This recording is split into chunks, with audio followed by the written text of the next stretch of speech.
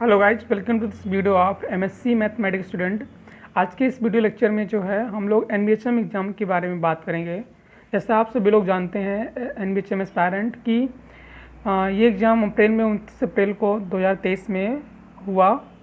तो हमने भी उस एग्ज़ाम को दिया था। ठीक है, हमारा सेंटर गया था ये इलाहाबाद, क्योंकि इलाहाबाद में आप जानते हैं कि एक ही सेंटर बना था, एमपी बिरला इंटर कॉलेज,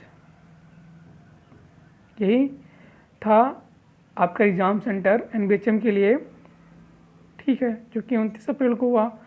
तो इसमें कैसे क्वेश्चन पैटर्न क्या थे, ओके, क्वेश्चन पेपर कैसे, मतलब मोड क्या था, ऑनलाइन या ऑफलाइन, या फिर नेगेटिव मार्किंग कैसे थी, इसके पूर्णांक कितने थे, ओके, इसके क्वेश्चन किस प्रकार थे और वहाँ का माहौल क्या था, ये सारी चीज़ें हम लोग डिस्कस करेंगे। तो सबसे पहले तो स्टार्ट करते हैं ये कि वहाँ का सीटिंग अरेंजमेंट। मैंने जो है सबसे अनोखा सीटिंग अरेंजमेंट देखा इलाहाबाद में। वहाँ स्थिति क्या थी कि वहाँ पर कोई रूल नहीं था कि आप चलो ठीक है, इनके बाद इनका रोल नंबर पे ये बैठेंगे, या आपका यहाँ से इतने रोल नंबर से इतने रोल नंबर इस कमरे में रहेंगे। क्योंकि रीज़न भी था कि हुआ क्या कि उन लोगों ने जो है, जो जहाँ पाए, जिस रूम में, जो 4-5 रूम थे, उस रूम में जो जहाँ चाहे वहाँ बैठ सकता था। ये तो रहा सीटिंग अरेंजमेंट का माहौल। ये जो यहाँ गए होंगे प्रयागराज, वो इसे जानते होंगे। ओके, उसके बाद क्या हुआ कि ये तो रहा सीटिंग अरेंजमेंट। उसके बाद हाँ, जब ये क्वेश्चन स्टार्ट हुआ तो क्वेश्चन 10:30 से स्टार्ट था और 1:30 बजे तक एग्जाम था, 3 घंटे का। ये तो उसमें टाइम मेंशन ही था। तो जो मोड था, जैसे कि आप जानते हैं, उसमें एडमिट कार्ड में कोई भी मोड का ऑप्शन नहीं दिया गया था, ऑफलाइन है कि ऑनलाइन मोड है। लेकिन एग्ज़ाम अब हम लोग का जो है वो ऑफलाइन मोड ही हुआ। ओके, मीन्स कि क्वेश्चन पेपर मिला हुआ था।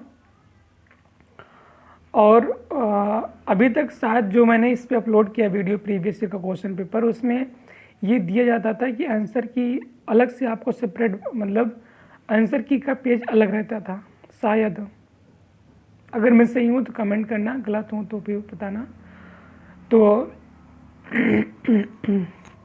इस बार क्या था कि जो आपको आंसर लिखना था उसी क्वेश्चन पेपर में लिखना था। ओके, जैसे अगर आपने वीडियो देखा था मेरा, जो मैंने प्रीवियस ईयर के क्वेश्चन को अपलोड किया था, क्वेश्चन पेपर को, तो उसमें था क्या, हर क्वेश्चन जो वेरी शॉर्ट थे उसमें आपको बॉक्स दिया गया था, उसी में आंसर आपको लिखना था, वो भी स्पष्ट रूप से, जिससे कि उसी में आ जाए। ओके, और उससे जब हम लोग शॉर्ट पे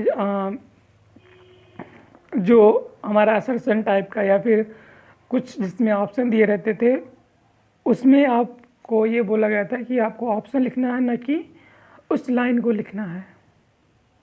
ओके, तो ये पहले भी थे, तो ये उस दिन जो 29 अप्रैल को हुआ, उस दिन भी ये सेम ही था, राइट। मीन्स कि जो ये आपका 29 अप्रैल को हुआ, उस दिन का एग्ज़ाम भी सेम ही था।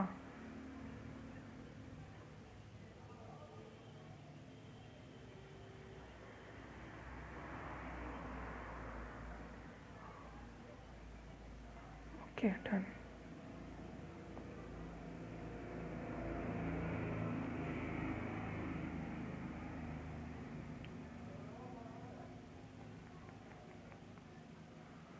तो जो मैंने कहा कि जो आपका एग्ज़ाम हुआ 29 अप्रैल को, ओके, इसका मैंने बताया आपको मोड जो है वो सेम ही है, जैसे मैंने बताया कि वो ऑफलाइन मोड था। अब हम लोग बात करते हैं इसके सबसे पहले ये खास बात मुझे समझ में आई कि अगर आप एनबीएचएम का एग्ज़ाम देने जा रहे हैं तो ये ज़रूरी है कि कम से कम आप 10 मिनट या 5 मिनट, जब तक कि आप समझ न जाएँ, आप इंट्रोडक्शन पढ़ते रहें। ठीक है, मतलब 2-3 बार आप उसे पढ़ेंगे कि एनबीएचएम में जो है मेन उसका काम इंट्रोडक्शन का भी है। क्योंकि अगर आपने, इससे मान लीजिए इंट्रोडक्शन आप नहीं जानते हैं, ओके, तो आप पैटर्न, मतलब आप जब सेक्शन में जाएंगे तो उसमें किस तरह करना है ये आपको कोई आइडिया नहीं लगेगा, राइट। तो यही मेरा मानना है कि सबसे पहले आप जो है उस सेक्शन को आप देखें जो कि जब तक कि आप इंडक्शन उसके समझ ना पाएँ। तो इसमें क्या था 2023 वाले में कि इसमें आपको 4 सेक्शन दिए गए थे। फिलहाल जो मैंने प्रीवियस में अपलोड किया उसमें 5 भी थे, लेकिन इसमें 4 ही थे, 4 सेक्शन दिए गए थे।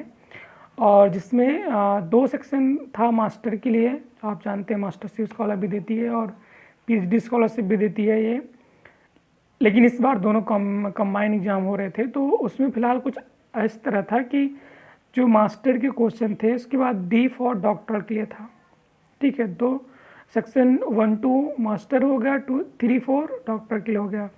तो मास्टर के लिए जो था, जो आप क्वेश्चन करते उसका 160 पूर्णांक आ रहा था, ओके। उसका क्या आ रहा था 160, जबकि जो डॉक्टरल के लिए था उसका शायद 80 या 90 ऐसे कुछ आ रहा था, मतलब उसका पूर्णांक ज़्यादा था, ओके। तो जो मार्जिन होती डॉक्टरल के क्वेश्चन में, वो जाहिर सी बात है ज़्यादा ही होती। तो जो डी था वो डॉक्टर के लिए था और जो एम था वो एमएससी के लिए था, कि ये आपके पीएचडी के लिए हो गया और एम इसके लिए हो गया। अब इसकी बात करें तो क्वेश्चन पैटर्न की, क्वेश्चन पैटर्न क्या था कि उसमें सिर्फ 2 3 4 क्वेश्चन ही मिल रहे थे। फिलहाल जो मैं अपनी कंडीशन बता रहा हूँ, दूसरों की नहीं। मुझे 4 5 6 क्वेश्चन ही दिखे जो मुझे करेक्टली आए। उसके बाद मुझे क्वेश्चन करेक्टली नहीं आ रहे थे, ये हकीकत थी। क्योंकि कुछ क्वेश्चन आप क्वेश्चन को समझ सकते थे, लेकिन उसे आइडिया नहीं लग रहा था कि इससे कैसे आप अप्लाई करेंगे, क्योंकि आप जानते हैं एनवीएसएम का क्वेश्चन इतना टफ, इतना आसान नहीं है, वो टफ ही है, क्योंकि नहीं तो सारे बच्चे को स्कॉलरशिप मिल जाती। क्यों? तो फिलहाल उनके क्वेश्चन पैटर्न ये थे कि जो सिलेबस उसमें दिया गया था वो था linear algebra, real, topology, okay. इसके बाद लीनियर, रियल, अब स्टेट हो गया और टोपोलॉजी हो गया, फिर उधर ओडी पीडी था, उसके बाद मिसलिनियस था। 4 हो गए ना, real, topology, ODE PDE, miscellaneous. हाँ, 4 सेक्शन थे।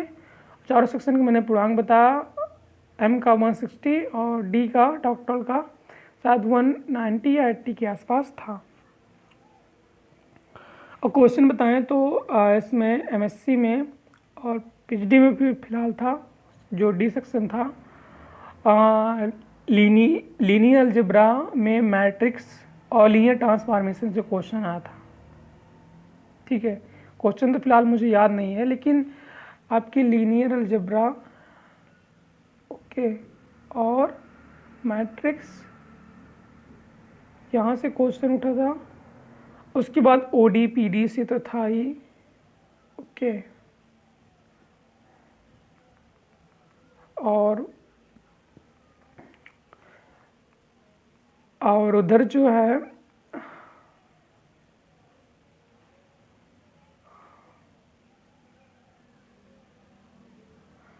मोनिक पॉलिनोमियल, मैट्रिक्स में मोनिक से क्वेश्चन उठा था, ओके। उसके बाद मिनिमम पॉलिनोमियल से भी आया था, और क्या कहते हैं कि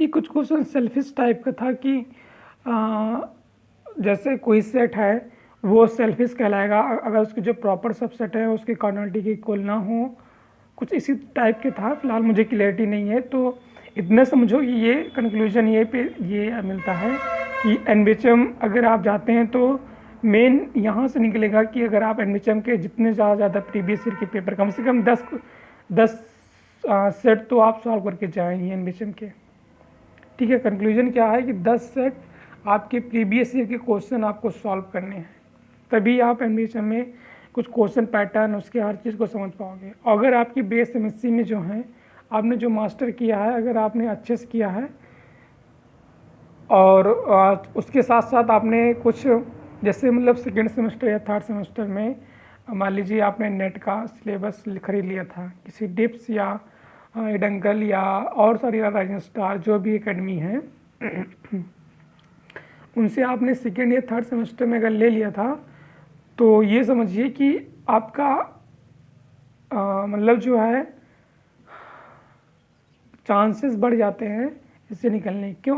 क्योंकि आप जानते हैं कोचिंग में जो है सेमेस्टर की तरह पढ़ाई नहीं होती है। वहाँ आपके 7 या 8 महीने के अंदर सारे कोर्स नेट के ख़त्म कर देते हैं वो लोग, और विथ आपके असाइनमेंट, प्रीवियस ईयर प्रॉब्लम और मंथली टेस्ट, ये सारी चीज़ें को साथ में 8 मंथ के अंदर वो ख़त्म कर रहे हैं। तो जाहिर सी बात है शॉर्ट तो होगा ही। तो एमएससी करने वाले जो अच्छी जगह से करते हैं, जैसे सेंट्रल्स हो गए या फिर अदर टॉप यूनिवर्सिटीज़ हो गए, तो मेरा यही मानना है कि उन्हें सेकेंड या थर्ड सेमेस्टर में नेट का कोई ना कोई कोचिंग इंस्टीट्यूट का जो है स्टडी मटेरियल खरीद लेना चाहिए। क्यों? क्योंकि उससे आपको बहुत हेल्प मिलेगी। आप अपने प्रोफेसर या टीचर से भी गाइड कर सकते हो इस चीज़ के बारे में कि तो एनबीचएम और एचएसआई नेट, IIT जेम, गेट, इन सब का जो है प्रीवियस ईयर का क्वेश्चन और साथ में थ्योरी, क्योंकि ईबीएससी एमएससी जो कि इनके mid term test annual exam में फ़ायदा करने वाला है सेमेस्टर एग्ज़ाम में। तो ऐसे ही वीडियो देखने के लिए आप लोग चैनल को सब्सक्राइब करें और वीडियो को लाइक और शेयर भी करें। Thank you for subscribing channel.